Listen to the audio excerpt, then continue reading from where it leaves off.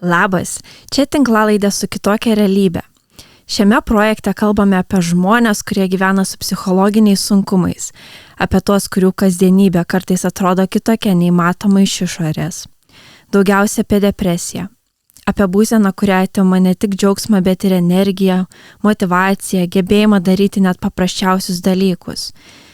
Mums svarbu kalbėti be stigmos, be frazių susitvarkyk, išeik prasiblaškyti, galvok pozityviau. Šiandien paliesime temą, kuri moterų gyvenime dažnai tampa nematomu, bet labai sunkiu svoriu. Tai moteriškų ligų, hormonų disbalanso ir depresijos sąveika. Dažnai mes tai nurašome charakterio būdui ar tiesiog nuovargiui. Tačiau ar gali būti, kad tai, ką aplinka vadina isterija, o mes pačios perdegimu, iš tiesų yra gilus biocheminis konfliktas mūsų kūne?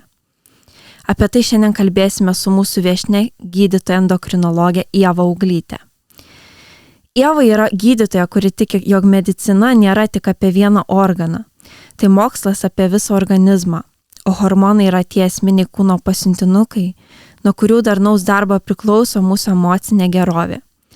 Savo pavyzdžių nuo bėgimo ir šalčio terapijos eketėse iki improvizacijos scenos Ieva rodo, kad gera savijauta yra neatsiejama nuo miego, mitybos ir judėjimo balanso. Šiandien su Ieva bandysime atkasti tikrasis ligų priežastis, o ne tik malšinti simptomus. Mes klausime, kur baigėsi emocinis skausmas ir prasideda endokrininės sistemos pagalba šauksmas. Ir kaip suprasti tą painią hormoninę sistemą, kuri kartais mus priverčia pasijusti tarsi visai kitame, svetimame kūne. Labas, Ieva. Labas. Labas. Tai pradėkim nuo pamatų. Taip.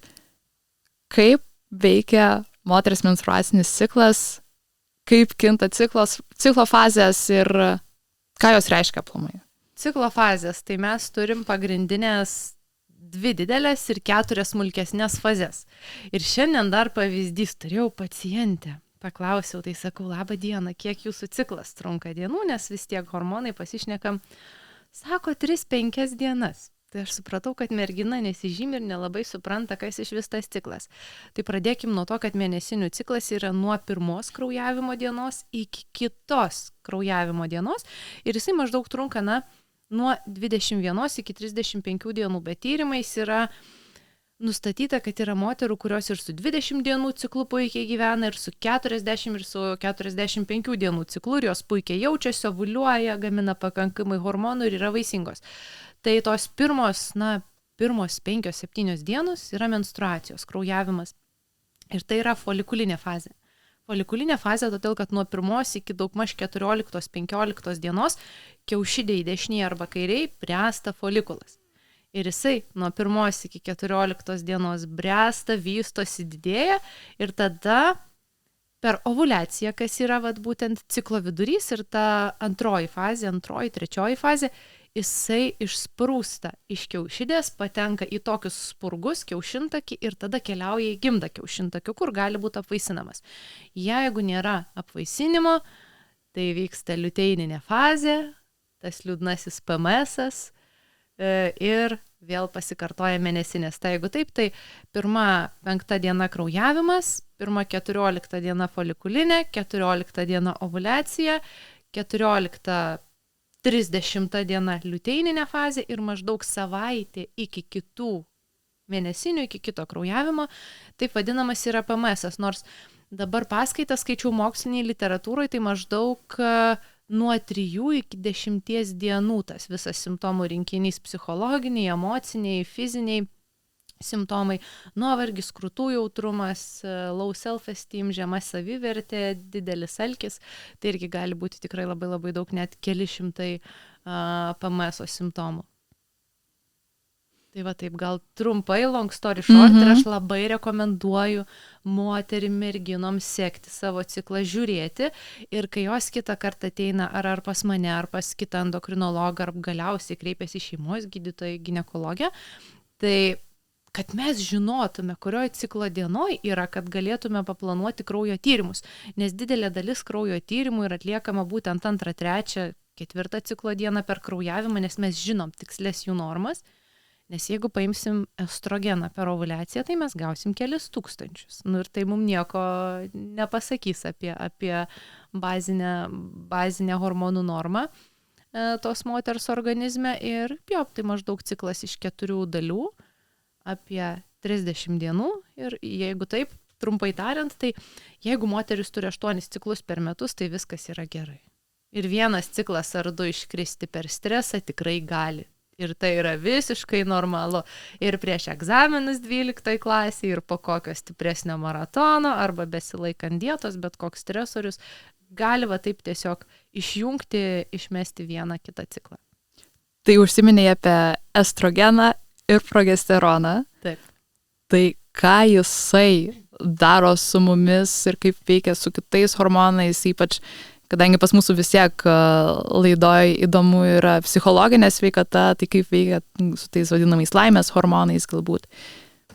Va, tai šitą biocheminį mechanizmą, prisipažinsiu, turėjau pasiskaityti, kaip ir žinojau, kaip vyksta, bet norėjau dar užsitvirtinti. Tai iš tikrųjų estrogenas moterim yra būtinas, nes estrogenas lėtina smegenyse serotonino suskaldymą ir didina serotonino receptorių jautrumą.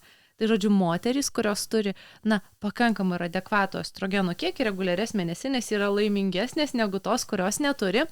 O progesteronas, jisai būtent yra liuteininės fazės hormonas, kada įvyksta ovuliacija, progesterono kiekis pakyla ir prieš PMS, prieš kitas mėnesinės jisai nukrinta ir vėl įvyksta kraujavimas. Tai žodžiu, progesteronas dominuoja būtent nuo kokios 14-15 iki 30 ciklo dienos ir progesteronas yra priešingai. Jisai yra metabolizuojamas į tam tikras medžiagas, į prekursorius ir tos medžiagos smegenyse aktyvina kaip tik raminamuosius mūsų neuronus, tai yra GABA receptorius, GABA aminosviesto rūgšties receptorius, kuriuos būtent veikia raminamieji vaistai.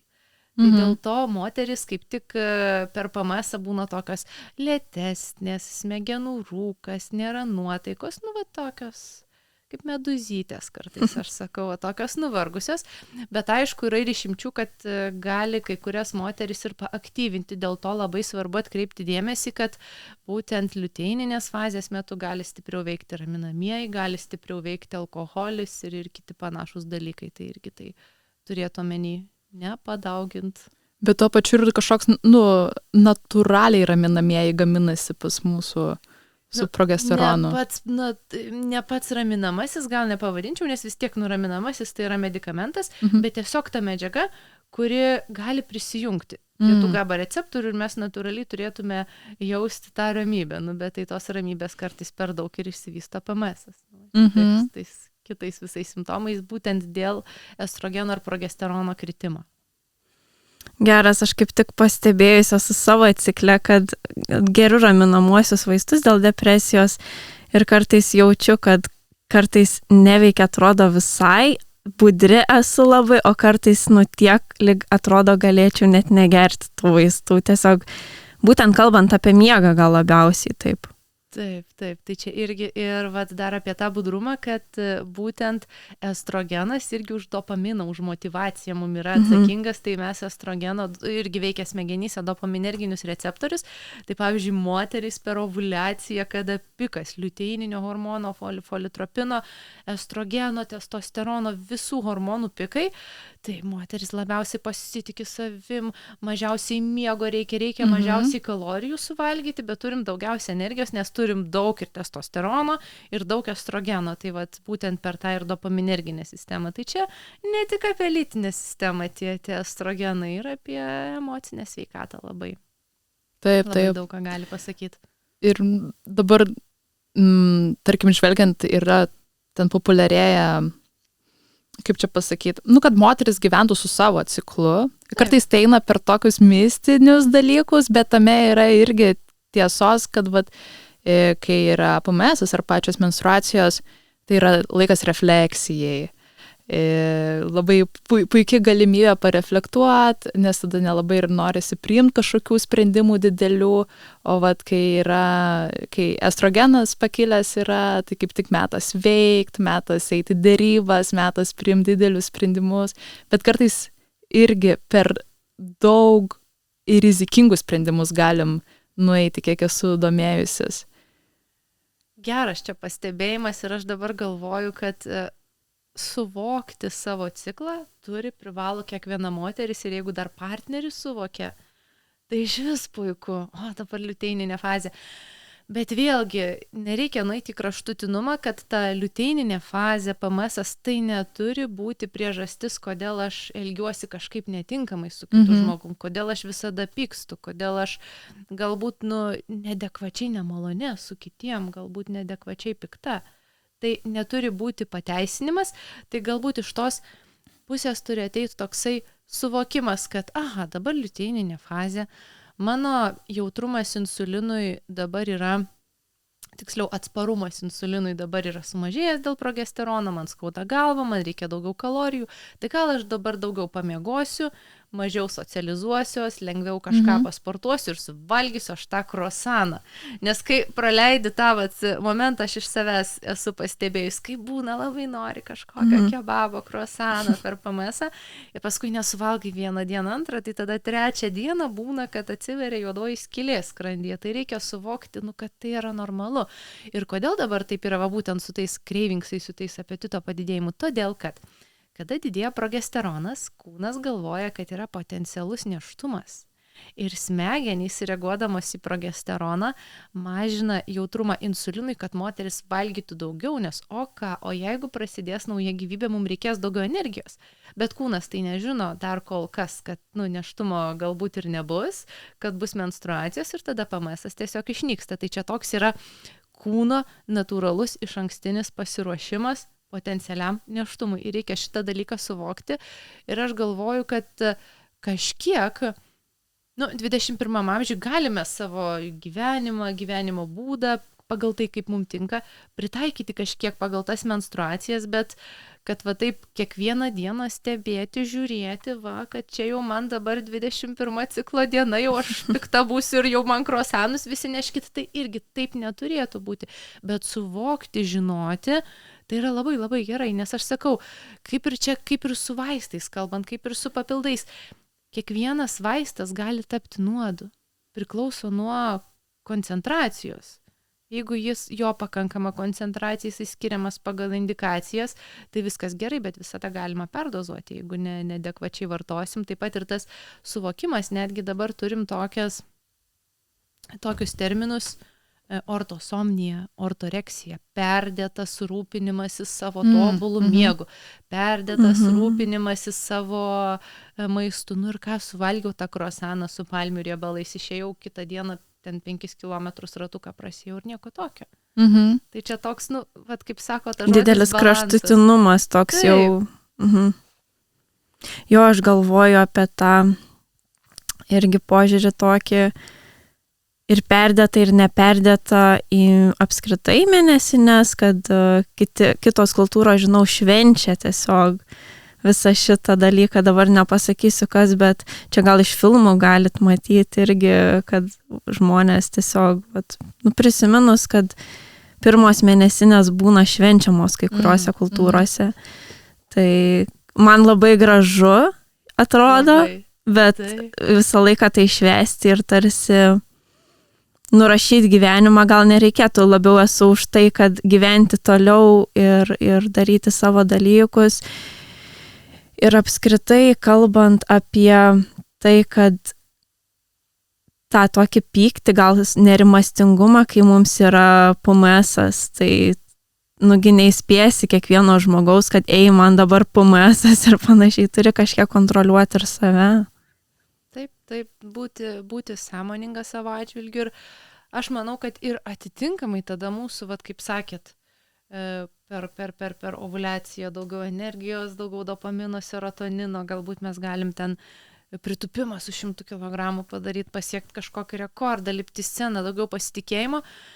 Bet vėlgi, nereikia labai užsiciklinti, yra gražus žodis, fokusuotis vien į tą ciklą, kad aš dabar laukiu mėnesinių, nes čia dabar mano gyvenimo kažkoks įvykis.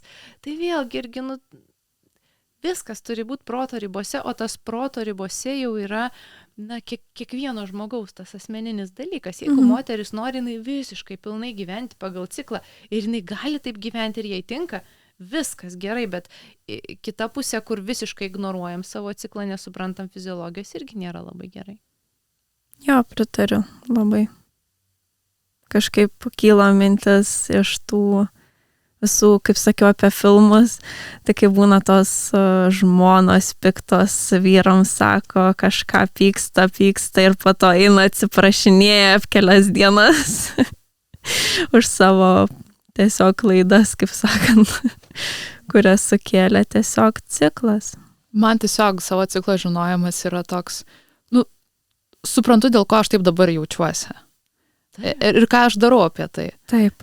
Jo, būna, tiesiog jau jaučiu, kad labai suirzusi, atrodo viskas krenta iš rankų, pasižiūriu į programėlę, kur seku savo ciklą. Viskas aišku. 10 dienų beliko, pas manęs gan toks ilgas PMS būna, 10 dienų beliko iki mėnesinių, supratau. Tai čia yra reelsas, netgi kažkur Instagramai, kad man nereikia savo ciklą sekti, jau kai vyro kvepavimas pradeda erzinti, tai aš jau viską suprantu, kad šakės jau toj bus. Tai čia aišku, bairiai tokie labai hiperbolizuoti juokeliai, bet taip būna tikrai ir aš manau, kad vyrai galbūt irgi ne visi supras, bet man labai žavu, kai vyrai supranta ciklą, tai čia yra labai faina, labai daug karma points. Jo, nes kažkaip netgi programėlės tam tikros irgi, kur gali savo ciklą sekti, man rodos ta pati Flow programėlė yra padaryta taip, kad ir vyrai integruotis gali šitą programėlę ir sekti savo moters. Gali, ir tada neša PMS basket ir kačiukų krūvą. Skamba kaip iš svajonės. Labai faina, šiaip toks atrodo, nežinau, gal mano patirtis tokia, kai man būna PMS-as ir skaudus, man skauda, nemalonu ir galva pradeda dažnai skaudėti, tai tiesiog jau esu aprūpinta ir šiltų pledukų ir kačiukų. Kačiukas atnešamas į lovą. tai atrodo jauties šiaip toks išgirstas mylimas ir kad supranta ne tik tavo psichiką kažką, bet ir kūną. Tai tas toks kitoks jausmas dar labiau. Taip. Jo, mes čia palėtėm, manau, tuos 2 klausimus apie kaip mūsų savivertę veikia tie svyravimai ir tas pats susidraugavimas su cikliškumu, kad apibendrinimas toks, kad reikia žinoti savo ciklą, bet nereikia į tuos kraštutinumus nueiti. Tai gali paaiškinti tavo elgesį, bet nereiškia, kad tai pateisina tavo elgesį. Ir plus, labai praktiška, labai patogu, jeigu ciklas reguliarus, gali planuotis atostogas, gali planuotis varžybas kažkokias pasižiūrėti. Aš, pavyzdžiui, visada prieš savo varžybas pasižiūriu, kuri ciklo diena bus ir, pavyzdžiui, kokios treniruotės laukia, kad, pavyzdžiui, nes ne kartą teko pačiai bėgti per mėnesinės ir maratoną ir pusmaratonį ir tikrai gerai subėgau savo, greičiausius bėgimus. Tai taip ir bėgi. Nusiteikė, ne? Taip, nusiteikė, žinai, gal 1-2 ibuprofeno, daugiau išgeri, pasiruoši psichologiškai, kad bus truputį sunkiau negu šiaip įprastas koks bėgimas. Ir viskas. Tai tiesiog labai patogu, tada atsidarai savo tą programėlę, galima rašytis į sąsiuvinį, kas mėgsta rašyti ranką ir automatiškai algoritmai tada paskaičiuoja, kada preliminarios tos vaisingos dienos, kada galima tikėtis PMS, o kada galima tikėtis kraujavimo ir daug mažiūrima, tai šį savaitgalį jau prasidės, jau aš galiu ruoštis, jau galiu numanyti. Jo, geras. Tai labai patogu. Man patiko istorija, buvo iš olimpinių žaidynių, čia žiemos olimpinių žaidynių, kur būtent ir laimėjo moteris 1 vietą liktais ir pasakė, kad man mėnesinės yra. Ir labai smagu, kad taip atvirai kalbėjo ir kad įmanoma pasiekti dalykų per mėnesinės, nors yra toks stereotipas užsidėjęs, kad kaip tik turi čia mažinti savo krūvį. Ne. Kitos moteris ir nesportuoja. Per mėnesinės. Jeigu turi endometriozę, adenomiozę, gausios menstruacijos, labai skausmingos, gal dar nesuvaldytos, gal dar tik pradėjo gydymą, tai aišku, tada žiūri, tada geriau jau nesportuoti, žinoma. Jo.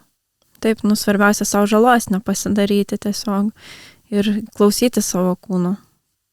O šiaip kaip depresija ar nerimo sutrikimai gali paveikti menstruacinį ciklą? Depresija ir nerimas čia labai labai aktualus dalykas, tai jau kaip pradžioje minėjau, kad jeigu yra kažkoks stresas, tai antinksčiai išgamina daug kortizolio, o mes kadangi turim smegenyse tokią hierarchinę sistemą, turim gumburą, kuris reaguoja į išorę, į stresą, į badavimus, į per didelį sportą, į nemigą, į visus stresinius išorinius veiksnius, ten toksiškas bosas, blogi santykiai. Tada turim pagumburį, mūsų hipofizę, kuri jau gamina atitinkamai hormonus, kurie kaip pasiuntinukai keliauja į kiaušidės ir tada jau kiaušidės gamina. Tai toks kaip kriokliukas. Vienas taškas, kitas taškas, trečias taškas. Ir stresas būtent per kortizolį užblokuoja patį gumburą, tai yra tokį GnRH, gonadoliberiną. Ir tada visa ta kaskada sutrinka. Tai yra smegenys nebeišskiria skatinančio hormono, kuris duoda signalą kiaušidėms, kad dabar gaminkite estrogeną, nes dabar yra ta ciklo fazė. Ir kiaušidės jos negauna signalo, jos tai sveikos. Ir jos negamina estrogeno, nes bosas neatėjo pasiuntinukas ir nepasakė, kad mums dabar reikia gaminti estrogeną. Tai stresas per kortizolį gali prisijungti prie tų pačių receptorių, kurie pablokuoja visą šitą kaskadą ir kol nesutvarkom stresoriaus, tol ciklas gali būti išnykęs. Pavyzdžiui, aš turiu galbūt ne emocinio streso daugiau pacienčių, bet iš fizinio streso. Tai yra, kada merginos ruošiasi fitness varžybom arba kokiam maratonui, arba meta svorį. Ir kada tą svorį meta per greitai, kada yra per didelis kalorijų deficitas, kada neprivalgo riebalo pakankamai, kada trūksta angliavandenių. Nes besilaikant dietos ir miegas sutrinka, nes kūnas nuolatiniam tokiam truputį aukštesniam kortizolio kiekyje ir tas mėnesinių ciklas yra besiblokuojantis. Tai koks gydymas? Gydymas priaugti svorio ir valgyti truputį riebesnį maistą. Tai va čia toks, vadinam šitą antrinę amenoriją. Kada visi organai sveiki, viskas gerai, kiaušidės tai sveikos, ten kiaušialąsčių yra, jos pasiruošusios gaminti estrogeną, bet tiesiog tas stresas, kortizolis, jisai slopina tą ciklą.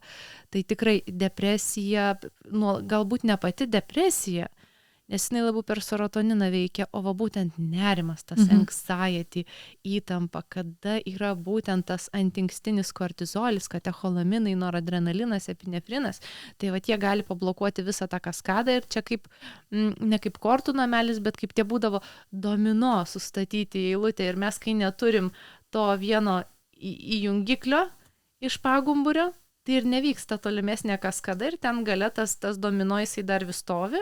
Kiaušidės jos tiesiog laukia, nes jos negauna paskatinimo, kad mums dabar ciklas ir mums reikia kažką gaminti. Tai kol nesutvarkom stresorių, tai gali mėnesinių ciklų ir nebūti.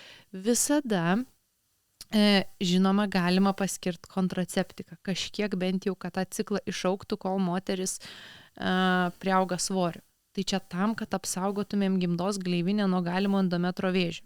Nes kuo ilgiau nėra mėnesinių ciklo, tuo labiau, tuo didėja vėžio rizika. Nes vis tiek ta gimdos gleivinė turi atkristi. Jeigu nėra mėnesinių, nėra gerai. Bet čia šitą dalyką aš pati kontraceptikų neskiriu. Aš paskiriu konsultaciją ginekologijai, akušerių ginekologui ir ginekologijai. Tada pasidaro echoskopiją, pasižiūri vidinius lytinius organus, pasišneka su moterim, ten rūko, nerūko, nes rūkyti negalima vartojant kontraceptikus, nes didėja krešulių ir trombinių komplikacijų rizika. Tai ir atitinkamai tada pagal skundus, nes begalė tų kontraceptikų yra ir geriami, ir yra spiralė kontraceptinė, bet čia dėl kitų dalykų yra pečai, lipukai, implantai, implantai yra, bet Lietuvoje turbūt nelabai populiaru. Vieną pacientę tik su implantu turėjau po podiniu. Tai va daug tokių visokių dalykų, kur laikinai iki kol pradės suveikti gyvenimo būdas, ten ar streso mažinimo kažkokios priemonės, ar galiausiai raminamieji antidepresantai, tai laikinai gimdos apsaugai galima paskirti kontraceptiką. Ne kontracepcijos klausimų, bet tam, kad vis tiek turėtų moteris tą cikliškumą. Wow, aš nežinau, kad tai gali sukelt vėžį, gimdos vėžį. Nereiškia, kad sukels vėžį būtinai. Nebūtinai, didėja tikimybė. Didėja tikimybė, nes ta gimdos gleivinė, įsivaizduokit, gamtoj taip yra. Jinai turi atkristi kiekvieną mėnesį. Jinai užauga, jinai atkrenta, jinai užauga, jinai atkrenta. Kada tos ląstelės, kurios turi iškraujuoti, jos nežino, ką daryti, jos tokios. O, mes čia sėdim, tai mes gal dar pasidauginkim. Aš aišku, čia aš šaržuoju, bet jeigu kas turi taip vykti cikliškai, tai tas ir turi vykti. Ar natūraliai, ar su kontraceptikais. Įdomu, gal Rūta, tu nori pasidalinti, kokia tavo patirtis? Aš tai šiaip esu toks žmogus jautrus, tai man nežinau, ar čia gali būti genetika, vat gal tu atsakysi, Ieva, bet tiesiog visą laiką ir mano mama ir aš būdavom tokios, esam tokios, kad stresiukas kažkoks ir viskas ten atkrenti, nebevyksta ciklas, ten mėnesį, 2-3, buvę ir pusę metų man paauglystės laikais dėl egzaminų, tai jo, dabar įdomu labai, ką pasakei. Jo, dėl egzaminų tai galiu irgi atsakyti, kad ir man buvo čia ir daug, ir bičiulių, ir medicinoje per egzaminus buvo, tai čia tikrai ir mokyklai, tai 12 klasės, tai irgi būdavo taip, iškrenta 1-2 ciklas, bet svarbu žinoti, dėl ko taip yra, ir tada jau nebe mėnesinių čia yra problema, ne lytinių hormonų, bet čia yra streso. Nu tai gal jums reikia magnio, gal reikia pamiegoti, gal reikia ten boksą pasportuoti, išsiliet, gal reikia baltymą pavalgyti, nu, kad ir kas padeda tada su stresu sukovoti, nes stresorius yra pagrindinis dalykas. Ir pavyzdžiui, kalbant apie stresorius, tai gyvenam tokiais laikais, kur nu neįmanoma be streso, kad ir šiandien. Nu neįmanoma be streso, tas oro pavojus, ta prasme, jau kortizolis kyla, antinkščiai gamina, pulsas, aš irgi laikrodį pasižiūrėjau, nes mano Garminas turi tokią funkciją, stresą parodo. Tai va tą pusvalandį stresas ir buvo vos ne 100%. Taip, kai visos žinios, visi dalykai, kas vyksta pasaulyje, karai visokie, tai kaip su to kova tapti pačiu stipresniu, negali pakeisti pasaulio, bet pats gali tapti labiau, kaip resilient, atsparesnis. Išjungti kartais tas žinias, neskaityti prieš miegą tų ekranų. Kačiukus gali žiūrėti. Kačiukus va gali žiūrėti, kačiuką paniurti. Gydytoja leido. Gydytoja leido, taip, kačiukus. Nusistatyti galbūt kažkokią tai vakaro arba ryto rutiną. Sportas labai padeda. Vat sportas, tai čia vos neprilyginama nerimo ir depresijos medikamentiniam gydymui, bet nu, niekada vienas ir kitas neatstos. Visada labai gerai kartu amplifikuoja. Sveikesnis maistas, nes kai mes pavalgom kokių gausių, greitų angliavandenių su riebalu, norim miegoti, didėja, lėtėja tokia medžiagų apykaita, pavalgius, kai einam pamiegoti. Nu, žodžiu, užsiveda tada daug mechanizmų, ir kur kiekvienas smulkus atrodo pasirinkimas toks kaip grūdelis, žinot, kai būna mažas sniego gniūžtė nuo kalno pradeda judėti, tai toks tarsi geometrinė progresija, kad kaip ten kiekvienas 1000 žingsnių per dieną daugiau 1000 žingsnių nuėjimas vos ne 50% pamažina mirties nuo bet kokios priežasties riziką. Tai toks maždaug, jeigu aš nueinu dabar vidutiniškai ten 5000, o rytoj poryt nueisiu 6, tai jau mano rizika mirti sumažės labai ryškiai. Tai iš tikrųjų dažnai būna ir net ne pačių lytinių hormonų problema, kai ateina moteris su amenorėja, nėra mėnesinių, bet hormonai tobuliausi, sveikiausio žmogaus hormonai, tai yra funkcinis sutrikimas, nes organai veikia gerai, tiesiog nevyksta ovuliacija, nes kūnas yra strese. Ir čia gaunasi tada toks psichosomatika. Psichosomatika ir somatopsichika. Nes ir mūsų vidiniai dalykai veikia mūsų psichiką. Jeigu mums skauda, tai mes ir kaip psichiškai, psichologiškai darysim kitus pasirinkimus. Jeigu mes darom atitinkamai kažkokius pasirinkimus, mums gali arba labiau, arba mažiau skaudėti. Ir čia nėra tos dichotomijos, kad mes atskiriam ten psichosomatiką, somatopsichiką. Visada veikia abipusiai. Gal galėtum dar truputį plačiau papasakoti apie endomenorėją? Man labai įdomu, nebuvau girdėjusi. Antrinė amenorėja. Antrinė amenorėja. Tai antrinė amenorėja. Nes pirminė tai yra, kada yra kiaušidžių liga, mes matom, gydom, tada jau atitinkamai ten genetiniai arba dar kokie sutrikimai. O antrinė amenorėja, tai iš mano pusės, ką aš dažniausiai matau, nes aš sportininkių labai daug turiu. Tai dėl kalorijų deficito, dėl prasto miego, gali būti ir po jetlego, pavyzdžiui, jeigu kažkur toli skrendat, irgi gali būti tas mėnesinių ciklo sutrikimas ir kol neišsprendžiam tos išorinės priežasties, tol to mėnesinių ciklo gali ir nebūti. Ir pavyzdžiui, va dabar prieš pusmetį, gal ir prieš kelis mėnesius turėjau irgi vieną moterį, jauna, 35-38 metai, sportuoja 12-15 valandų per savaitę, dviratis, bėgimas, strength trainingas. Nėra mėnesinių pusę metų. Ką daryti?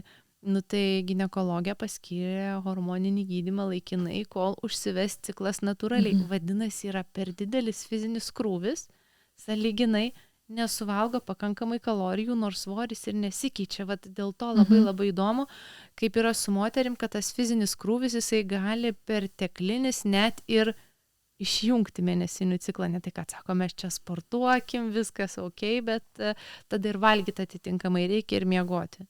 Ir kartais, kai mes tiek turim socialinių tinklų, čia visi su six-packais, visi tokie gražūs Ironmanus varo, aš ir pati rugsėjį planuoju, bet atrodo viskas lengva ir mes net neįvertinam, kiek iš tikrųjų to darbo reikia įdėti, kiek reikia įdėti pastangų, fizinių, emocinių, psichologinių, suderinti, tarkim, kad ir tas pačias visas treniruotės ar mitybos planus.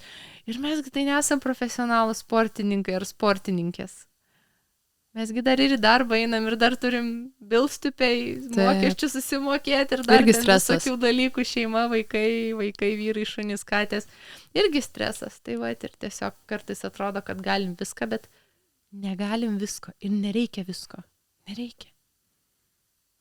O mes čia taip kalbam apie sportą, galvoju, kaip gali paveikti ciklą judėjimo nebuvimas. Tarkim, kai dabar esam tokiom periode, nežinau, amžiai, kaip čia įvardint, kai mūsų visuomenė yra ofisinė ir dauguma tiesiog sėdi prie kompo prikritę ir vėliau jau tiek nusikalę, kad negali pajudėti, jau tarsi ir nugaras skauda, čia nebeisiu niekur ir man pačiai tai buvę, tai labai įdomu. Paradoksas, kad kuo daugiau sportuoji, tuo daugiau energijos. Aha, šiaip taip. Tai dabar netgi tokia frazė yra, kad sitting is the new smoking, kad žmonės tie, kurie daug sėdi, vėlgi turi didelę riziką diabetui, mirti nuo insulto, nuo infarkto, vėžio išsivystymo riziką, kad net pats per se nejudėjimas, sėdėjimas yra kenksmingas. Vat irgi mes čia sėdim, bet mes biški pajudam ten atsistotim, pritupimų padaryti kažką. Ir kitas dalykas, tai žinoma, didėja rizika ir aišku, nors policistinės kiaušidės su genetinė predispozicija susijusios labiau, dabar pavadinimą beje pakeitė, dabar berods poliendokrininis metabolinis kiaušidžių sutrikimas. Dar reikia išmokti sakyti, nes šiandien irgi su pacientė kalbu, sako policistinės. Aš sako, žinot, kad pakeitė pavadinimą, bet neatsimenu pavadinimą, dar kol kas dar gėda prisipažinti. Aš vakar straipsnį mačiau irgi. Taip, tai labai aš džiaugiuosi, kad pagaliau tai, nes tai tikrai nebuvo tik apie cistas kiaušidėse. Tai įsivaizduokim taip, kad moteris tunka, didėja riebalinės masės, keičiasi hormonų apykaita. Skydliaukė lėtėja, nes jinai tokiai dideliai kūno masiai nebesugeba prigaminti tiroksino. Sąlyginai lėtėja medžiagų apykaita, čia tas galbūt nelabai teisingas terminas, vystosi atsparumas insulinui, nes riebalinės ląstelės perpildytos, kasa gamina vis daugiau insulinų, jisai nebegeba veikti.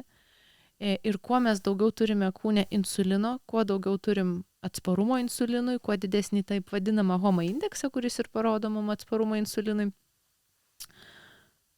gaminasi kiaušidėse testosteronas, nes jis yra truputėlį insulinas kaip ne anaboliškas, bet jisai tiesiog paskatina per biocheminius mechanizmus, per receptorius kiaušidės gaminti testosterono, daugiau testosterono, plaukuotumas, aknė, ciklo sutrikimas. Ir vėlgi viršsvoris, atsparumas insulinui ir jau kelias į tą poliendokrininį kiaušidžių sutrikimą. Tai ir tas nejudrumas lygiai taip pat gali sukelti ciklo sutrikimus. Aš šiaip turiu dar prieš sekančius klausimus, kiek gali paveikti vaistai ciklą. Kokie vaistai? Antidepresantai, raminamieji ir panašiai. Pagrindė, sunkesni tokie. Su antidepresantais ir su raminamaisiais tai yra taip, kad kai kurie SSRI, serotonino reabsorbcijos inhibitoriai, gal SNRI, vieni turi stipresnį poveikį mūsų prolaktino gamybai, smegenyse dopamino receptoriam, galbūt stipriausiai prolaktinas skatina stiprus antipsichotiniai, antišizofreniniai vaistai, kai kurie antigribeliniai vaistai, bet taip irgi gali būti, kad pradėjus, kol kūnas nesiadaptuoja, nes jie prisikabina smegenyse prie receptorių, dėl kurių hipofizė paskatina truputį prolaktino gamybą. Tai dabar, kas yra tas prolaktinas, tai hormonas, kuris natūraliai nėštumo metu ir žindymo metu moters kūne būna didelis, jisai skatina laktaciją, tai yra pieno gamybą krūtyse, bei slopina ovuliaciją. Tai reiškia, kad jeigu mes jau gaminam pieną, tai moteris dar kartą pastoti neturėtų galėti, tai dėl to slopina ovuliaciją ir taip trikdo mėnesinių ciklą ir skatina laktaciją. Tai yra pieno gamyba ir jisai fiziologiškai natūraliai didėja nėštumo metu ir po gimdymo žindymo metu, kad gamintųsi pienas. Ir būtent antidepresantai, antipsichoziniai vaistai, kai kurie raminamieji, galbūt raminamieji mažiau, gali padidinti prolaktino gamybą ir gali tas sutrikdyti mėnesinių ciklą per prolaktino mechanizmą. Kažkiek tai gali būti. Nes būtent kūnas supranta, kad galbūt apneštėja. Taip, galbūt tai kūnas taip supranta. Nes jisai kūnas, taigi nežino, iš kur kodėl tas prolaktinas didelis, nes prolaktino vienintelė funkcija yra pieno gamyba, ovuliacijos slopinimas. Einam prie kitos temos, tai yra prieš menstruacinis disforinis sutrikimas, PMDS.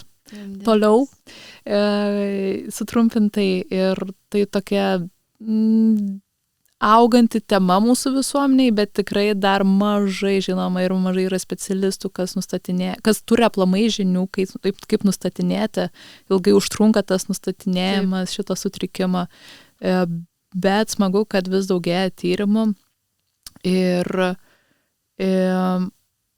gal aplamai, kokį įvadą galėtum pateikti apie PMDS? Tai čia tas priešmenstruacinis, tai pavyzdžiui, mes turim paprastą PMS-ą, taip, kada šiaip ten apetitas padidėja, krūtų jautrumas, galbūt didesnis nuovargis, tai priešmenstruacinis tas PMDD vadinkim, tai dysphorical disorder, kada jau kliniškai, kada jau sunku moteriai tiesiog egzistuoti, gyventi ir galbūt kodėl sunku jį nustatyti, todėl kad mes neturim tam kraujo tyrimų. Čia rentgeno nepadarysi, ten plaučių neperšviesi ir nepasakysi, tau dabar arba PMS arba PMDD šitas sindromas.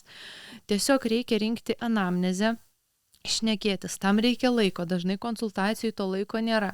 Plus, kai mes neturim standartų, tai labai sunku nusakyti, kuris simptomas čia, o gal čia geležies tokio, gal čia lėta skydliaukė, kaip mes žinom, kad čia būtent į tą. Tai galbūt būtų patarimas toks dar viena reklama, mano jau nežinau kelinta, kad moterys žymėkitės ciklą ir jeigu jaučiat šitus simptomus, nes būna ir hormoninė migrena, kurioj ciklo dienoj jaučiat simptomus. Kurioj ciklo dienoje yra depresija, kurioj ciklo dienoje yra nerimas, kurioj ciklo dienoje yra galvos skausmas. Koks galvos skausmas, nuo ko užeina, nuo ko praeina. Visus šitus simptomus. Ir aš jau ne vieną moterį esu pagavus, nusiuntus būtent ginekologui, ne neurologui, nes po neurologo nieko neranda, magnetas švarus, viskas gerai. Ir jinai sako, bet važiuokit, daktarė, man kaip iškart po ovuliacijos pradeda galvą skaudėti ir kelios dienos prieš mėnesinės.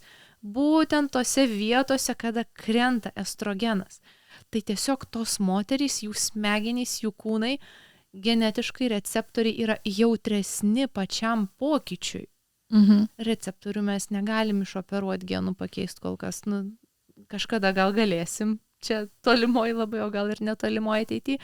Tai tada atsiranda tas gydymas antidepresantais ir kas įdomu, būtent šitam PMDD užtenka antidepresanto liuteininiai fazai ir jau yra klinikinis efektas. Nereikia viso ciklo metu. Nes folikuliniai fazai estrogenas kyla gražiai iki ovuliacijos ir būtent nuo ovuliacijos iki kitų mėnesinių užtenka, tarkim, kokio SSRI-jaus, kiek aš skaičiau, pati neskiriu žinoma, užtenka moteriai, kad sutvarkytų šitus skundus. Bet kartais galima pasirinkti, aišku, ir kombinuotai kartu su kontraceptiku, su hormoninė terapija, nes problema yra tas natūralus hormonų svyravimas. Kontraceptika šitą dalyką išjungia. Kol moteris geria tabletę, tol progesterono, progestino, būtent ir estrogeno kiekis yra toks kiekvieną dieną vienodas. Nėra kalnelių, įsivaizduokim. Ir tada automatiškai nėra būtent šito sutrikimo. Taip pat ir jeigu būna migrena, kuri priklausoma nuo hormonų, tai gali būti kartais tai kaip pagalba, ne tai, kad duodam antimigreninius medikamentus kažkokius, žinoma, neurologo ir ginekologo, ir jeigu reikia endokrinologo konsultacija, bet gydymas gali būti visiškai iš kitos pusės. Jo, tai va, tas ir yra sudėtingumas, kad nėra kraujo tyrimų. Nėra standartų, taip. Nes visa tai yra apie tai, kaip mes pačios reaguojam į tus hormoninius svyravimus, nes tiesiog receptoriai yra žymiai jautresni. Taip apibendrinant apie PMDS, PMDD. Iš esmės tai tokia gaunasi depresija PMS-o metu. Ir kaip pati minėjai, kad va, antidepresantai pakanka tik tuo metu, taip, tik nes tuo metu. ten pagal dabartinius tyrimus 1-2 dienos, kai jau prasideda naujas ciklas ir viskas. Viskas, taip. Kaip tas pats normalus žmogus atrodo. Taip, va, dėl to reikia stebėti, žymėtis, ar galvos skausmas, ar tas depresiškumas. Ir aš sakau, kodėl reikia žymėtis, nes jeigu ateina moteris į konsultaciją, jai šiandien gera diena, gavo atlyginimą, vyras atnešė gėlių, tai jinai retrospektyviai per šiandienos filtrą mes esam netokie protingi, reikia kartais pasižymėti, smegenys mus apgauna. Ir jinai, tarkim, sako, tai čia gal tikrai nėra taip blogai per šios dienos perspektyvą. Jeigu moteris ateina bloga diena, vaikui mokyklai nepasisekė, ten įvažiavo kažkas į automobilį, tiesiog kažkoks, jau jai tie visi simptomai buvę praeito mėnesio kelių, atrodys daug blogesni, negu jie iš tikrųjų galbūt yra.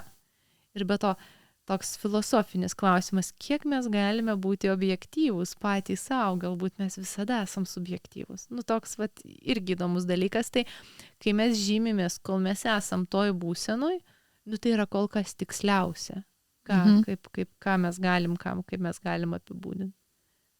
Galbūt skaudėjo 7 balai iš 10 per tas mėnesinės, bet moteris ateina po mėnesio ir sako, man gal ne taip ir labai skaudėjo, nes šiandien gera diena, jau tas toks uždanga, tokia spalva. Tai žymėtis, žiūrėtis tą cikliškumą, bet vėl kitas žymėjimas, jisai neturi tą tokį įtampą, perdėtą norą viską sukontroliuoti, pereiti tiesiog žymimės, laukiam, žiūrim, pastebėjau tokias įžvalgas, nueisiu pasitarsiu su specialistu, pažiūrėsim, ką rekomenduos. Jeigu tai nekelia įtampos, kaip ir vėl aš sakau, mes gyva dabar turim laikrodžius, galim matuotis ketonus šlapime, galim kraują matuoti gliukozę, būti tą įsidėję vienokį ar kitokį nuolatinį gliukozės monitorių, pasižiūrėti savo miegą, VO2 maksą, visus dalykus, bet ką mes su ta informacija darysim, jeigu jinai mums kelia įtampą ir mes jos niekur nededam? Ką mums ta deita, ką mums tie duomenys, jeigu mes jie turim ir matom skaičiukas netoks. Neskaičiukas čia esmė, kaip jūs jaučiatės, kaip jūs atrodote, kaip jūs gyvenat. O ne skaičiukas, 8 balai iš 10 miegas. Tai ką, man jau verk dabar, kad ne 10. Gal kaip kitam žmogui kaip tik valio pagaliau 8. Taip, valio pagaliau 8. Tai vėl, kiek mes esam savo objektyvus. Ir kažkur dar neseniai skaičiau, ar kur LinkedIn ar Facebook'e frazę, kad netikėkite viskuo, ką galvojate apie save, man atrodo. Tai čia labai moterim per PMS atinka, nesame tokios nevykusios, kai yra PMS-as. Tas vis tiek hormoninis fonas truputėlį kažkokio atspalvio įneša.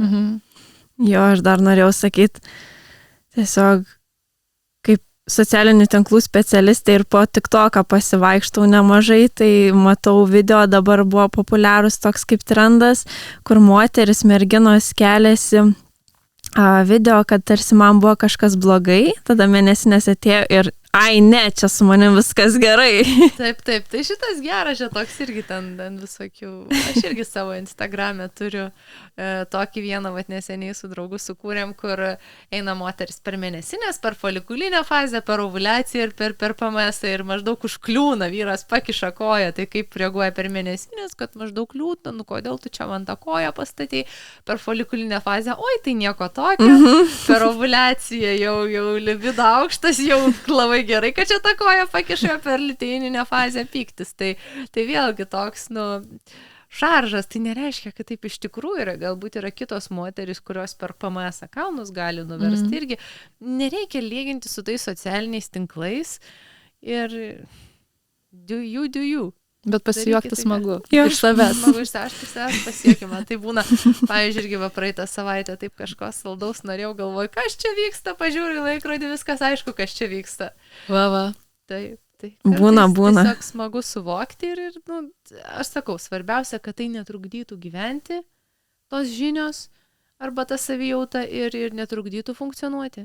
Dar grįžtant prie PMDS, kaip atrodo tas visgi nustatymas, nes jisai gan sudėtingas, toks ilgą laiką užtrunkantis. Tai aš prisipažinsiu, aš tokių pacienčių su ta diagnoze ir nesu turėjus.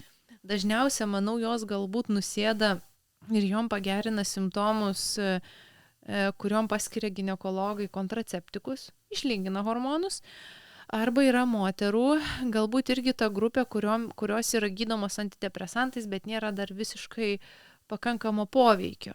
Tai va toks, kur grinai šitos diagnozės aš dar pati nesu mačius. Aš tiesiog žinau, kad jinai egzistuoja, jinai pagal DSM-5 Amerikoje ten, pagal tą kitą lygų klasifikatorių yra, o mes turim, man atrodo, mes neturim dar. Mes neturim, man atrodo. Dar nėra atnaujintas. Mes ką turim, mes turim tik tai vat, nereguliarumą, gausias mėnesinės turim, tos ginekologinius kodus, tai aš vis tiek pagalvoju, aš sakau, jūs man parodykit kalendoriuką savo ciklo ir parodykit, kada jums ten tie simptomai, kuriam dienom ir mes tada gražiai atsekam. O jeigu jau nebe mano kompetencijoje, tai tada jau ginekologijai nusinčiu, jau tokiam turiu keletą, kuriomis pasitikiu. Tai dažnai siuntime ir parašau, ko noriu, nes žinot, kai ateina pacientė ir jinai sako vieną dalyką, o paskui žiūriu, echoskopijoje čia taip, bet žmogus supranta taip, ir jisai pasako, kaip žmogus supranta, bet vis tiek mes gydytojai turim ten savo kalbą ir tada surašom siuntimus jau su kodukais, visai užkoduojam, užšifruojam, ir tada pacientas sako, aš nieko nežinau, čia gydytoja man parašė ateit pas jūs, tai ir atėjau. Sakau, ir gerai, bet papasakokit, kaip jūs jaučiatės. Tai neretai moteris gydosi depresiją, bet pamiršta TTH tyrimą. Kas tai yra? Tai TTH tyrimas yra pagrindinis skydliaukės funkciją parodantis tyrimas. TSH, jeigu angliškai, tyrostimulating hormon arba tirotropinis hormonas. Tai pradėsiu nuo istorijos, kad turėjau vieną pacientę, 20 kelių metų merginą. Ilgą laiką ieškojo, iš kur pas ją ta depresija, buvo gydoma antidepresantais, raminamieji, antidepresantai, anti-anxiety buvo vaistai, žodžiu, nebuvo to tokio visiškai pilno efekto, berods metus ar pusantrų, vis keitė vaistus, ten truputėlį su mėnesiniu ciklo sutrikimu. Ir mes taip kalbėjom ir jinai pradėjo pasakot, kad man šąla galūnės. Man mėnesinių ciklo sutrikimas, pradėjo slinkt plaukai. Tokie grinai ne depresijos simptomai, bet patinimai aplink kulkšnelės. Vat tokie simptomai, kur jau yra fiziniai, nebe psichoemociniai. Ir aš tada pagalvoju, jums kas nors kada nors tyrė skydliaukę? Ne. Pasirodo, šeimoje vos ne visos moterys turi lėtinį autoimuninį tiroiditą, o kadangi mergina buvo jinai, man atrodo, iš užsienio, iš UK, kažkaip pražiūrėjo, jei tą TTH nepadarė, mes pasidarėm, TTH virš 10, ryškus echoskopiškai lėtinis autoimuninis tiroiditas, skydliaukė beveik negamina hormonų, ir jinai tokia liūdna, su antidepresantais ir vaikščiojo. Plus ten dar buvo gretutiniškai maža vitamino D koncentracija, geležies stoka, kas irgi dar prideda to nuovargio, širdies permušimų, nerimo, plaukų slinkimo. Tai kai mes galvojam apie depresiją, depresiškumą, tai galbūt čia labiau aktualu yra moterim padaryti TTH, nes pasaulyje 1 iš 8 moterų turi lėtinį autoimuninį tiroiditą. Tai yra Hashimoto liga, kada kūnas gamina antikūnus, kurie valgo skydliaukę. Ir kada jinai yra jau pakankamai labai apvalgyta, nebegeba gaminti pakankamai tiroksino, trijotironino ir atsiranda visi šitie minėti simptomai, šąla galūnės, gali augti svoris, mėnesinių ciklo išnykimas būna, plaukų slinkimas dar tokie specifiniai būna, antakiai, blakstienos gali iškristi, va tokie irgi autoimuniniai procesai. Tai va, tai tikrai būtina apie tai pagalvoti, plus tą tyrimą dabar bet kurioje laboratorijoje Vilniuje, Kaune, Lietuvoje visoje galima atlikti, jisai nedaug kainuoja. O šiaip tai šeimos gydytoja gali kartą per metus ar 2 pagal programą, pagal tą profilaktinį tyrimą nusiųsti pasidaryti šitą tyrimą. Mhm. Čia visiems absoliučiai vyram, moterim, TTH galima padaryti jo. Man įdomu, iš kur tai kyla. Šiaip aplamai, autoimuninė ligų tema labai įdomi yra iš moterų prizmės, nes dažniausiai tai moterims nutinka autoimuninės lygos. Tai galbūt bent jau apie tiroiditą kalbant, ne? Teisingai pasakiau, iš kur jisai kyla. Genetinė predispozicija. Dažniausia, kad, kaip čia, genai galbūt užtaiso tą ginklą, o jau mūsų gyvenimo būdas jį išauna. Kartais ir gyvenimo būdo nereikia, tiesiog ateina laikas, paauglystė, mėnesinių ciklo atsiradimas, po gimdymo dažnai gali išsivystyti, užsivesti, nes pakinta labai hormonų pokytis būna po gimdymo, menopauzės, perimenopauzės metu, žodžiu, kažkada yra, kai kažkoks gyvenimo fiziologinis įvykis, virusinė liga, po virusinės ligos, po infekcijos, nes infekcijos metu kūnas gamina antikūnus prieš virusą. Ir jeigu mes turim genetinę predispoziciją, tarkim, kažkur šeimoje turim mamą, galbūt tetą, kuri turi autoimuninį, tai jau mes turėsim riziką didesnę, kad galbūt čia gali tas tiroiditas išsivystyti. Tai tiesiog daug yra tų įvykių ir kartais neįmanoma visų sukontroliuoti. Bet ką mes galim padaryti, tapti labiau resilient, labiau atsparus absoliučiai viskam, tai sportas, maistas, miegas ir ta streso kontrolė, o kaip jau šitus visus 4 pagrindinius dalykus padaryti, 4 pagrindinės sveikatos stalo kojos, tai jau kaip kiekvienam žmogui, kas labiau tinka, kas labiau mėgsta ten valgyti steikus, rinktis baltymą, kas labiau baltymo miltelius išgerti, kam galbūt stresą malšina maudymasis žiemą Vilnelėje, kam galbūt užtenka pakvepuoti, tai jau čia kiekvienam žmogui kas pagal jo tą gyvenimo etapą ir gyvenimo būdą tinka labiau. Užsiminė apie perimenopauzę ir menopauzę, tai koks esminis skirtumas yra tarp šių dalykų? Perimenopauzė ir menopauzė, tai perimenopauzė gali prasidėti jau ir nuo 35 metų, kada gradualiai po truputuką mažėja tiek progesterono sintezė, nes keičiasi būtent mėnesinių cikliškumas, dažniausiai jos pradeda trumpėti, ir estrogeno gamyba. Ir mes dažnai perimenopauzės metu galim rasti ir normalius visiškai kraujo tyrimus. Jie dažniausiai ir būna normalūs. Menopauzė tai yra periodas 12 mėnesių nuo paskutinio mėnesinių ciklo. Kada mes turim 12 mėnesių, mes sakom, kad yra menopauzė, bet tai čia nereikia taip galvoti, kad dabar norint, kad būtų man menopauzė ir paskirtas gydymas, reikia laukti metus. Ne, pakaitinę hormonų terapiją galima paskirti ir anksčiau. Jeigu kalbant apie tai, nes kada gradualiai nuo 35, galbūt 40 metų pradeda mažėti estrogeno, tai atsiranda ir smegenų rūkas. Moteris sako, aš jau nebe tokia, kokia anksčiau, kažkas pasikeitė ir dažnai net nesupranta, kas. Atėjau į kambarį, šiandieną irgi pacientė, ateinu į kambarį ir aš nežinau, ko aš atėjau. Liūdesėlis, libido sutrikimai, makšties sausumas, karščio bangos, plaukų slinkimas, gali plaukuotumo padidėjimas būti veide kitose kūno vietose. Labai daug tokių nespecifinių simptomų, kur atrodo, kad čia tai gal nepamiegojau, gal čia vyras, gal vaikai, gal darbas. Bet tada, kai pagalvoji, pasižiūri, kad ir mėnesinės pradėjo dažnėti, pasidarė nebe tokios gausios, galbūt atsirado kažkokių kitų simptomų, galvos skausmų, ko anksčiau niekada nebuvo, gali būti tokie pradiniai perimenopauzės požymiai. Tai aš būtinai sakau, kad su ginekologija pasikonsultuoti ir vėlgi grįžkim tada prie tų 4 stalo kojų. Tos moterys, kurios ir baltymo suvalgo, ir adekvati mityba, daržovės, vitaminai, miegas, streso kontrolė, tai jos mažiau jaus šitus simptomus.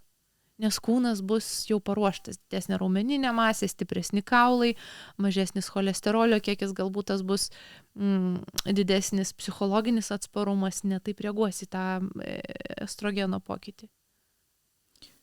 Aš atsimenu vieną pasakymą, kad tai kokios, koks buvo tavo gyvenimo būdas, kokios buvo tavo mėnesinės jaunystėj, paauglystėj, 20, kaip čia, tarp 20 ir 30 metų, taip atsilieps ir tavo menopauzėje ar perimenopauzėje. Įdomu, ar esi kažką pati panašiai girdėjus ir kiek čia tiesa ar mitas? Jo, įdomu. Išgirdau pirmą kartą, bet manau, kad gal labiau mitas. Aha. Iš vis nežinau, kaip būtų, šiaip manau, įmanoma tokį mokslinį tyrimą padaryti, bet jis labai ilgai truktų. Paimkim, pavyzdžiui, jaunas moteris, bet tada tu jas turi stebėti visą gyvenimą ir laukti, jis šiaip daug kainuotų ir toks, o kas iš to? Kad mėnesinės tokios pačios. Vat ką tas duos ateityje toks dalykas. Gal čia labiau susiję su tais gyvenimo įpročiais, ką tu veikiai ir tada atitinkamai atsilieps. Įpročiais. Ne, tai bet kokia atveju tos moterys, kurios šiaip sveikos, kurios turi ten ir skydliaukę sukoreguotą, ir vitamino D koncentraciją, ir geležį, ir didesnę raumenų masę, galiausiai tą VO2 maksą mūsų viena irgi iš ilgamžiškumo rodiklių, gerą plaučių turi, nerūkančios, nevartojančios alkoholio, jom ir bus lengvesnė. Ta perimenopauzė ir pati menopauzė. VO2 max? VO2 max, bet šitą gal palikim kitam pokalbiui. Čia jau toks sportinis rodiklis, realiai VO2 max, tai parodo, kiek max intensyvaus krūvio metu litrų per minutę kūnas gali panaudoti, maksimali plaučių talpa. Tai trumpai tariant, kuo šitas rodiklis didesnis, tuo žmogaus visa širdies ir kvėpavimo sistema yra efektyvesnė ir tuo tas longevity ilgamžiškumo rodiklis yra geresnis. Tai taip trumpai tariant, didesnis VO2 maksas yra didesnis fleksas negu brangus automobilis. Tai čia galima ir taip pasakyti. Užskaitau. Iš tikrųjų.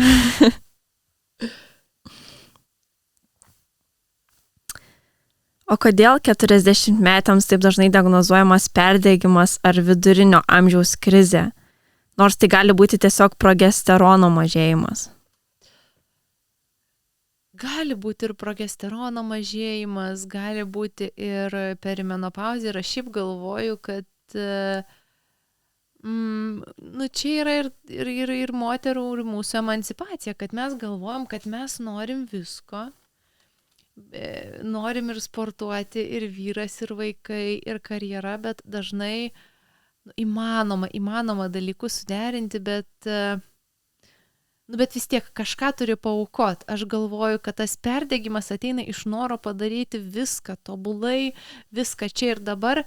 Ir vis tiek turėkime omeny, kad ir fiziologiniai dalykai prie to prisideda, pavyzdžiui, nuo 35 pradeda mažėti estrogeno, jau serotonino truputėlį mažiau turim, jau tos nuotaikos kitokios. Tai galbūt tas perdegimas jisai kažkiek ir su fiziologija yra susijęs ir apskritai, nebūtinai 40-metės moteris, vaikai mokyklose dabar jau perdegė, yra nuo perteklinė informacija, perteklinis tas mokslas, kiek mes daug turim prieigos, mes dabar smegenys tai mūsų nelabai revoliucionavo nuo neandertaliečio laikų, jeigu tai paprastai tariant, bet informacijos mes turim negaros krioklius ir mes tiesiog skęstam to informacijoje ir mes nežinom, ką daryti. Tai tas perdegimas, čia visiems kažkaip neišskirčiau būtent moterų, bet absoliučiai, čia yra tokia mūsų 21 amžiaus rykštė, plus socialiniai tinklai, vėl pasikartosiu, parodo visus dalykus, kad čia, jeigu iki 30 metų nesukūrė verslo, neturi automobilio, jachtos, tai viskas, esi nevykęs. Nėra taip. Taip niekada nebuvo ir taip niekada nebus. Ir kai mes matom tą vieną žmogų iš milijono, kuris taip ir mes jį matom kasdieną, tai mums atrodo, kad visi tokie, čia mes tokiam burbulė esam. Tai... Tas burbulas irgi sukelia daug minčių, tai papildomai dar eikvojam savo smegenis ir, kaip čia pasakyti, atrodo, kad smegenis kaista, kaip mes kartais linkstam sakyti, nuo tos informacijos. Tikrai taip, ir atrodo, čia tas ir tą daro, ir aš noriu, ir aš pavydžiu, ir čia ką, bet, palauk, Ieva, ar tu tikrai būsi laiminga, jeigu tu ten A, B ir C dalyką darysi, kurio galbūt tau visai nereikia, kurio galbūt man visiškai nereikia, nebūsiu aš laiminga. Tai... Nerealistiniai lūkesčiai. Nerealistiniai lūkesčiai ir čia tokie. Ir tas rūkas dažnai pasidaro smegenų toksai, tarsi nebežinau, kame su automatu įsijungi ir darai tiesiog dalykus, nebėra jokio sąmoningumo. Taip. Tai gal prieinant prie kito klausimo, jaučiuosi lyg smegenų rūke, ar tai laikina ir kaip hormonų trūkumas veikia mūsų atmintį bei gebėjimą susikaupti.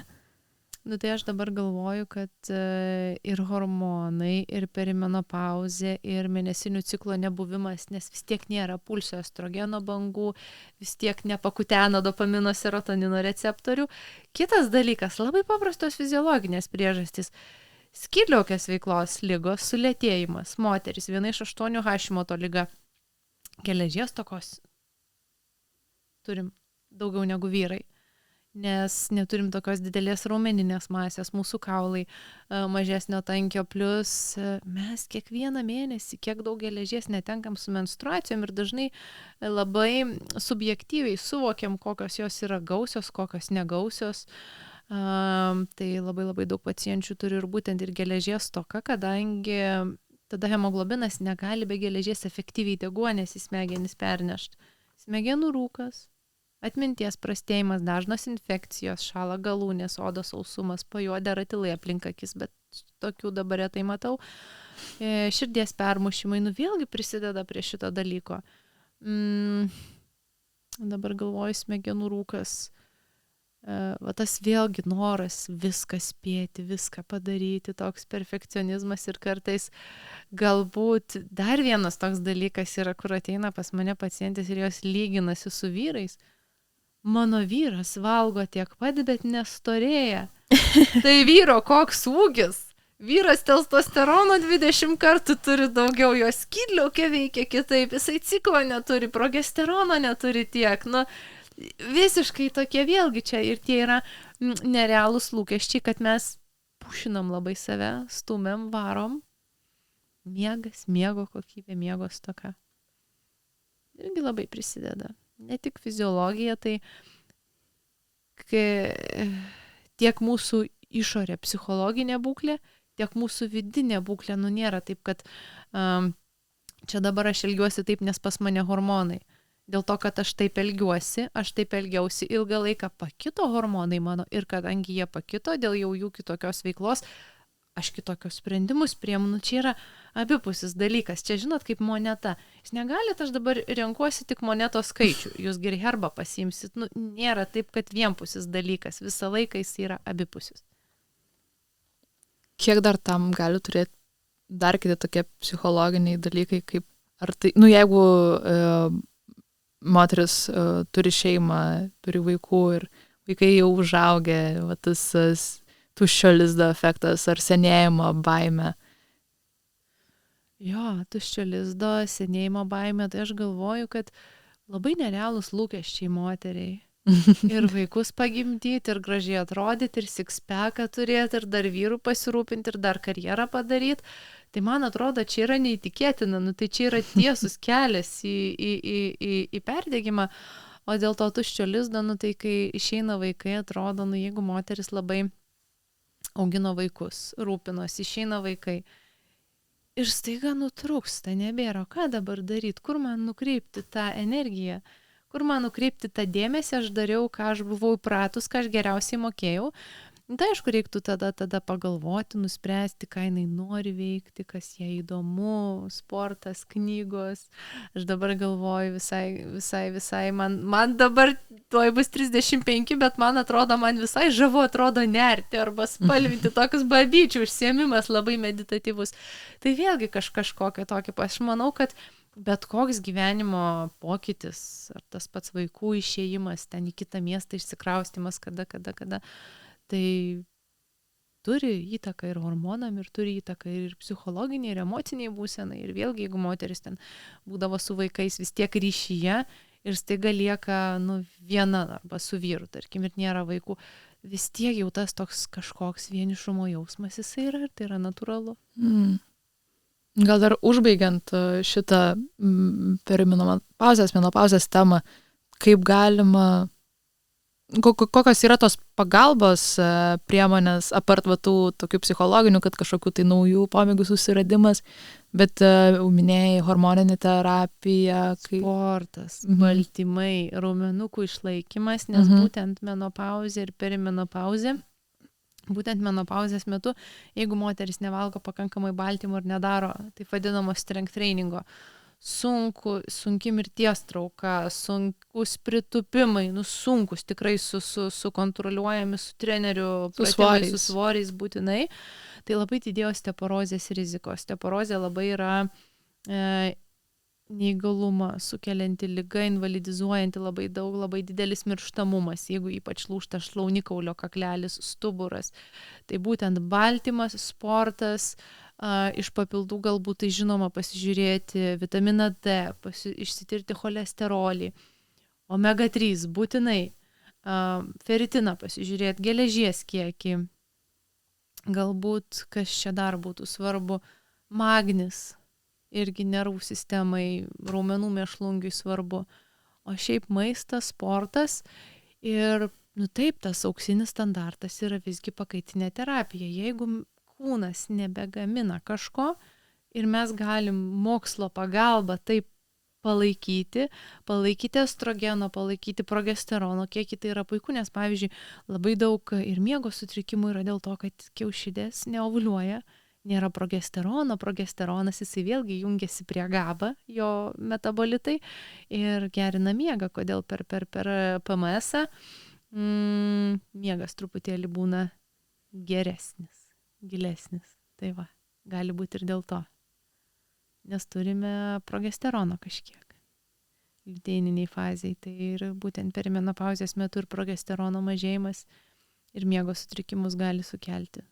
Daug tų dalykų, bet vėlgi aš sakau, atsižvelkim į savęs stiprinimą, o tada jau specifiškai ten ar hormonoterapija, arba tie patys papildai, bet papildai, pavyzdžiui, raudonieji dobilai arba sojų izoflavonai, jie osteoporozei, cholesteroliui nepadės, taip kaip pakaitinė terapija, jie galbūt tik tai tam nuotaikų truputėlį gali kaitą padėti sušvelninti karščio bangas, bet tiem grinai fiziologiniam pokyčiam, kaulų retėjimui tai nelabai padės. O kaip atrodo ta terapija? Terapija pakaitinė hormonų, tai dažniausiai skiria ginekologai, tai turim, irgi įvairiausių. Turim vietinės formas, kada būna makšties sausumas, kada skausmingi lytiniai santykiai tepamas estrogenas, pati pakaitinė terapija tai gali būti geriamas progesteronas, geriamas estrogenas, tiesiog tabletėlės, va taip pat kaip kontraceptiko tabletėlė, tai taip pat hormono tabletėlė, gali būti purškiami, tepaliukai, gali būti pleistriukai, žodžiu, visokiausiom formom, tiesiog, jau atitinkamai kitokios koncentracijos, tas hormonas dažnai ten būna nedaug to estrogeno, 3 mg, 1,5–3 mg, ir jau atitinkamai gradualiai tada galima didinti, koreguoti tą dozę, tai dažnai, tepamas, geriamas, pleistriukai, vietinės formos kažkokios.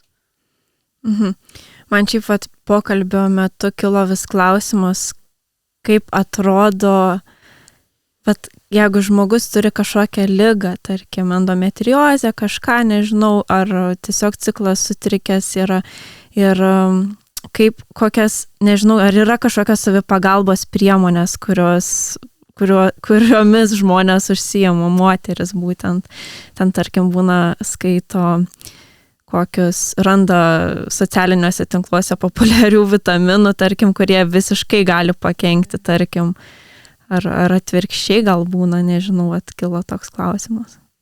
Tai vėlgi atskirkim, kas yra papildas, kas yra vaistas. Taip, tai papildai niekada negydys ligos. Jie gali galbūt papildai, vitaminai, jeigu jums trūksta vitamino D, geriam vitaminą D, trūksta geležies, galim geležį gerti arba lašint geležį.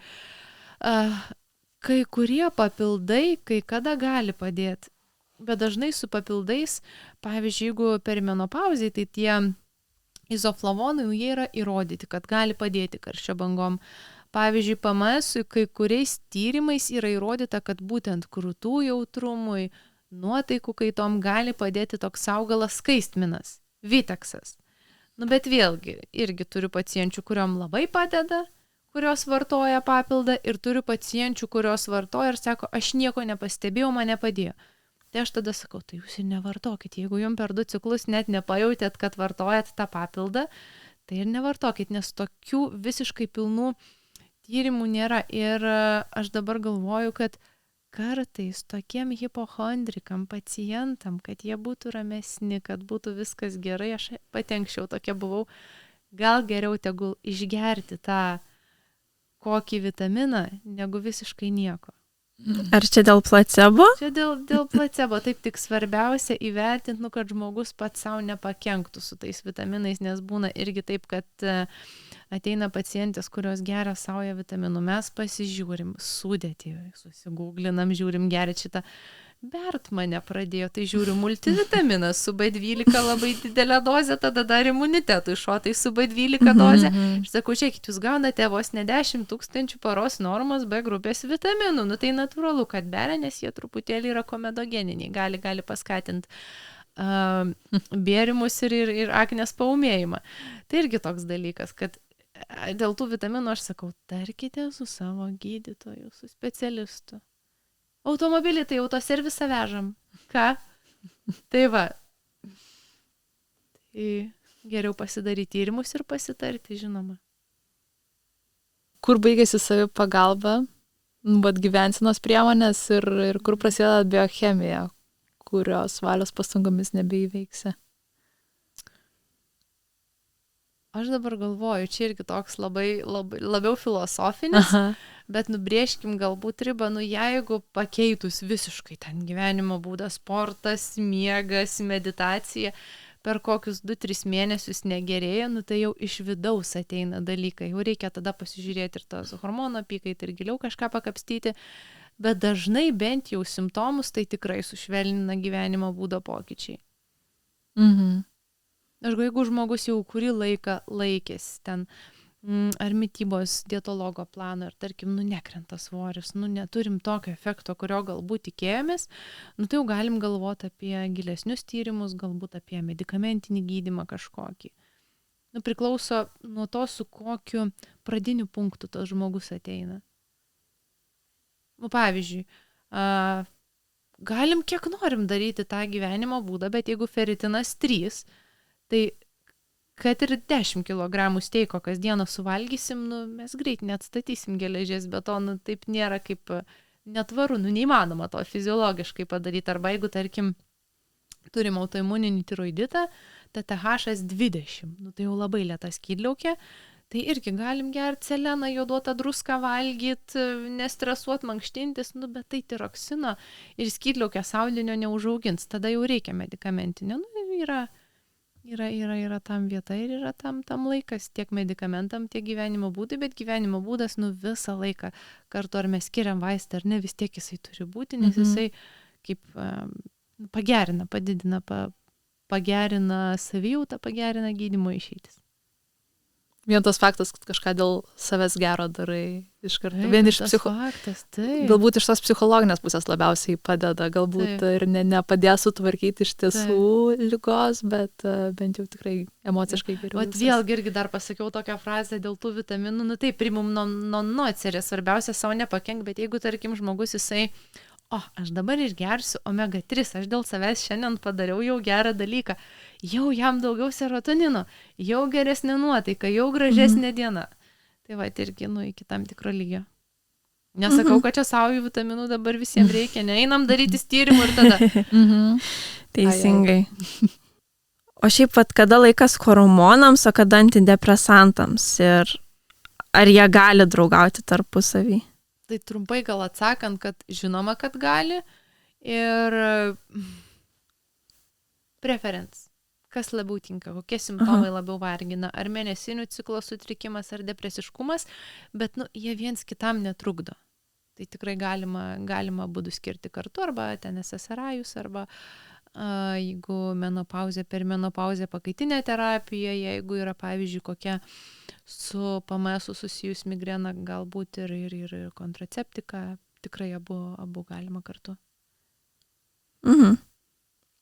O šiaip, tokiai pabaigai klausimą, kokį didžiausią mitą apie nuotaiką ir hormonus pastebi visuomenėje ir norėtum čia pat sugriauti? O Dieve, apie nuotaiką ir hormonus konkrečiai, nes tų mitų tai milijonai. Vieną. Gal ir 2. O Dieve, apie nuotaiką ir hormonus, tai ne mitą, bet galbūt frazę, kai sako, nusiramink, nesinervuok, nedepresuok. Jo, kai man tai pasako, iškart mano depresija išgaruoja. Tai čia debesis dalykas, išsisklaido. kad debesis išsisklaido, kad galbūt reikia daugiau suvokimo, kad galbūt paklausto tai, kas nutiko, kuo aš galiu tau padėti, galbūt tau skauda, galbūt tau liūdna, kaip aš galiu tau padėti, o ne čia nebūk tokia pamaisinė. Tai toks dalykas, kur tai yra natūralus moterų ciklas. Vienos yra jautresnės hormonų pokyčiam genetiškai, kitos yra mažiau jautros, gali maratonus bėgti per mėnesinės.